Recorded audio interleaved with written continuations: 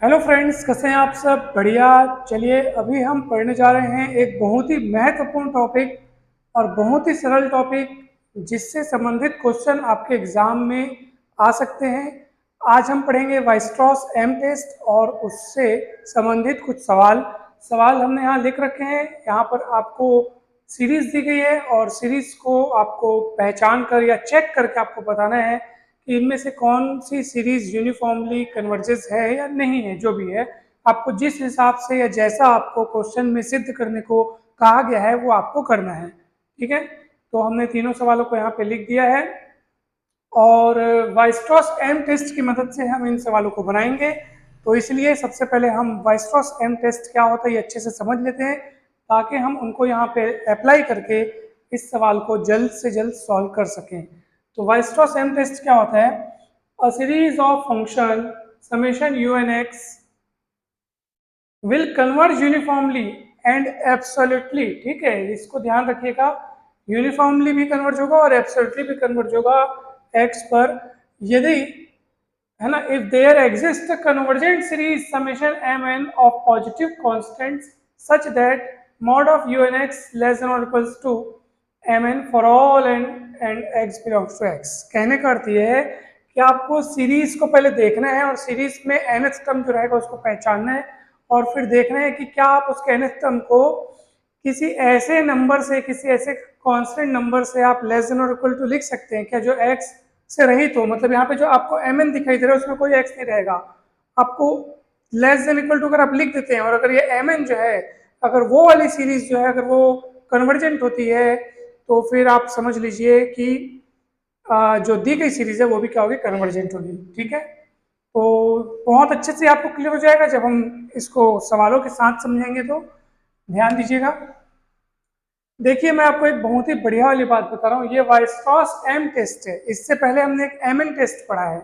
M N test जो है वो सीक्वेंस के लिए मतलब होता है, सीक्वेंस को कन्वर्जेंट है कि नहीं वो चेक करने के लिए होता है। लेकिन वाइस्ट्रॉस एम टेस्ट जो है वो सीरीज के लिए होता है। वो सीक्वेंस ऑफ फंक्शंस के लिए होता था, ये सीरीज ऑफ फंक्शंस के लिए होगा वाइस्ट्रॉस एम टेस्ट, है ना। वाइस्ट्रॉस एम टेस्ट किसके लिए होता है? सीरीज के मतलब यूनिफॉर्मली कन्वर्जेंट है कि नहीं उसके चेक करने के लिए होता है। और एक एम एन टेस्ट हमने जो पढ़ा है वो आपको कोई सीक्वेंस दिया रहेगा फंक्शंस का, उसको चेक करना अगर यूनिफॉर्मली कन्वर्जेंट है कि नहीं है तो उसके लिए एम एन टेस्ट इस्तेमाल होता है। और इसको हमने पिछले वीडियो में पढ़ा हुआ है, बताया हुआ है आपको, आप जरूर इसको देखिए। चलिए, पहला सवाल क्या दिया आपको, जो सीरीज दी गई, देखो cos x upon 1 square plus cos 2x upon 2 square plus cos 3x upon 3 square plus plus चलते जा रहा है। तो यहाँ पे इसका nवां पद क्या होगा बताइए? u n x क्या होगा? सीधी सी बात है, अगर वो u1 है, u2 है, u3 है, 1 है तो 1 1 आ रहा है, 2 2 2 3 3, तो ऑब्वियस सी बात है u n x होगा आपका cos nx upon n square. बहुत सिंपल सी बात है, अगर आप दोनों ओर मॉड लेते हैं तो ये इस तरह हो जाएगा। अब हमको पता है कि cos थीटा की वैल्यू हमेशा एक से छोटी होती है, तो आप इसको लेस देन इक्वल टू 1 लिखते हुए, ये n स्क्वायर अपनी जगह है, इसको हम कुछ भी नहीं किए, इसको लेस देन इक्वल टू 1 लिखे हैं और इसी को आप नाम दे दो mn। क्योंकि देखो, आपको ये चीज देखने का कोशिश करना है कि मेरे को जो सीरीज का nवां पद को अगर मैं यू एन एक्स मानूं तो मैं उसको लेस देन इक्वल टू क्या लिख सकता हूं जिसको मैं mn कहूं। तो बस वही आपको दिमाग लगाना होता है। तो आप खुद देख लो ध्यान से, यहाँ पे mod of you N x आपने किसके लेस देन इक्वल टू ला लिया? 1 अपॉन एन स्क्वायर, और इसी को आप एम एन ग्रुप में देखने लग जाओ। बहुत सिंपल तरीके से लाया गया। अब आप ये चेक करो कि एम एन ग्रुप में मैं यहाँ पे जिसको देख रहा हूँ उसको अगर मैं सीरीज के फॉर्म में लिखूँ, यानी series m n n tends to 1 to infinitive, ठीक है, यानी कि अगर मैं यहाँ पे लिखूँ समेशन एन बराबर 1 से 1 अपॉन एन स्क्वायर, तो ये एम एन वाली जो सीरीज है वो कन्वर्जेंट होनी चाहिए। अगर ये सीरीज कन्वर्जेंट है तो आपको जो दी गई श्रेणी है, ये दी गई श्रेणी वो भी क्या होगी, कन्वर्जेंट होगी। तो आप चेक कीजिए कन्वर्जेंट है कि नहीं है। तो मैं निश्चित तौर पे बताना चाहता हूँ कि ये गारंटी के साथ कन्वर्जेंट है, क्योंकि आपने पी सीरीज टेस्ट पढ़ा है 1 अपॉन एन पी एन बराबर 1 से अनंत। ये श्रेणी कब कन्वर्जेंट होती है? जब ये जो एन के घात में जो लिखा है वो है 1 से क्या हो, बड़ा हो। तो यहाँ पे क्या लिखा है? 2 इज ग्रेटर देन 1, 1 से बड़ा होना चाहिए, पी सीरीज टेस्ट है, तो ये कन्वर्जेंट होगा और ये कन्वर्जेंट है, इसलिए वाइस्ट्रॉस एम टेस्ट से वो सीरीज भी क्या होगी, कन्वर्जेंट होगी, जिसका एनवा पद इस mn से लेस देन और इक्वल टू है। ठीक है, तो ये भी यूनिफॉर्मली कन्वर्जेंट होगी। हमने वाइस्ट्रॉस एम टेस्ट की पूरी मदद से इसको बनाया है, आप देख लीजिए, कहीं पर भी आपको डाउट नहीं होना चाहिए। वैसे ही दूसरा सवाल भी बनेगा, अगर आप गौर से देखो, सवाल दिखते कठिन है, ऐसा लगता है कि इसको कैसे बनाएंगे, लेकिन हमको थोड़ा सा तरीका पता हो, थोड़ा सा अगर आप सोच विचार करें तो वो सवाल कठिन नहीं है, वो बहुत ही इजी सवाल बन जाता है। थोड़ा सा बस सोचना होता है, प्रैक्टिस करनी पड़ेगी, फिर आपसे बन जाएगा। अब अगर यहाँ पर मैं चेक करूं तो देखो मुझे un के रूप में क्या दिख रहा है, unx के रूप में मुझे दिख रहा है -1 की घात n x की घात 2n plus 1 upon factorial 2n plus 1। अगर मैं दोनों ओर मॉड लेता हूँ, क्योंकि मॉड देखो ना, हमारा ये तो मॉड के रूप में, तो वो जो टेस्ट का जो स्टेटमेंट हमने लिखा है उसी में मॉड ऑफ unx है, तो मॉड तुमको लेना ही है। यहाँ पे मॉड लेने से फायदा हमको ये भी हो गया कि देखो ये -1 की घात में n है, जिसके चलते प्लस माइनस के हिसाब से सीरीज चल रही थी।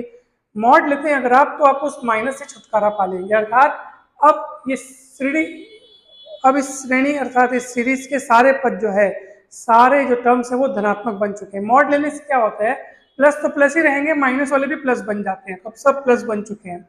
एक और बात, अब बोलोगे सर ये x क्या है, तो मैं बोलूंगा भैया आप देख लो कि इसमें सीरीज को कौन सी स्पेस में हमको बतलाना है, यूनिफॉर्मली कन्वर्जेंट। तो आप देख लो इंटरवल आपको दिया हुआ है, यानी x है वो इसी इंटरवल में कहीं ना कहीं हो सकता है।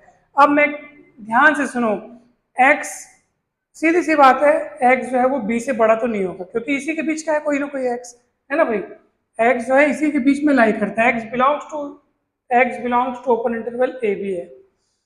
इसका अर्थ यह है कि अगर मैं m ऐसा चुनूं जो b से भी बड़ा हो, तो मैं इसको बिल्कुल लिख सकता हूं m, मतलब किसको लिख सकता हूं मैं, हाँ ऐसे लिख सकता हूं m raise to the power 2n plus 1 upon factorial 2n plus 1, सीधा। अब आप बोलोगे सर आपने इसको कैसे लिख दिया, x को सीधा आपने m से तुलना कर दिया, क्यों तुलना कर दिया, तो मैं बोल तो रहा हूं कि चलो मैं यहाँ पे m के बारे में कुछ बताना चाहता हूँ आपको। m क्या है पता है, मॉड a, देखो इंटरवल ए बी का, ठीक है, इंटरवल ए बी का मतलब ए छोटा है बी बड़ा है, ठीक है ना, मैं इसको लिखता हूँ मॉड ए मॉड बी, मैं निरपेक्ष मान लेता हूँ, एब्सोल्यूट वैल्यू लेता हूँ, ठीक है, और उससे भी बड़ा मैं हमको बता देता हूँ। चलो अब देखो, अब आपको समझ में आ जाएगा, मॉड बी मॉड ए से बड़ा है, ये तो अपने को यहीं से पता चल गया, इंटरवल में ये छोटा होता है ये बड़ा होता है, ये तो यहीं से पता चल गया।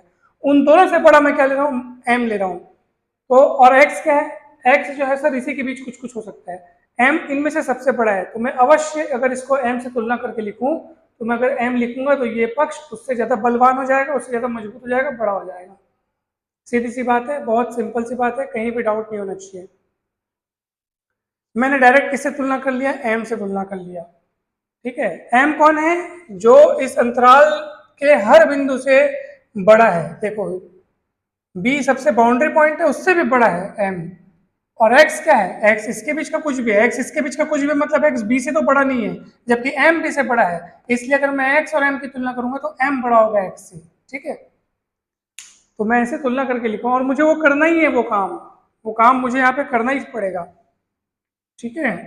उसके बाद मैं इसको नाम दे दिया, इस पूरे को मैं कह दिया mn, ताकि मैं इसको इस रूप में देखने लगूं। ये देखो इसी को मैंने mn कहा है, तो ये वाली पूरी चीज मेरे को दिख रही है। अब मुझे बस यही देखना है कि जिसको मैंने mn कहा है उसकी सीरीज को अगर मैं बनाऊं तो वो कन्वर्जेंट होती है कि नहीं होती है। तो देखते हैं कि mn को अगर अपन सीरीज के फॉर्म में लिखें, अर्थात mn जिस श्रेणी का nवां पद है उस nवें पद को लेते हुए अगर हम श्रेणी बनाएं तो ये सीरीज इस तरीके की बनेगी। अब यहाँ पे mn की वैल्यू अपन रखेंगे summation n is equals to 1 to infinity m raise to the power 2n plus 1 upon factorial 2n plus 1, ठीक है।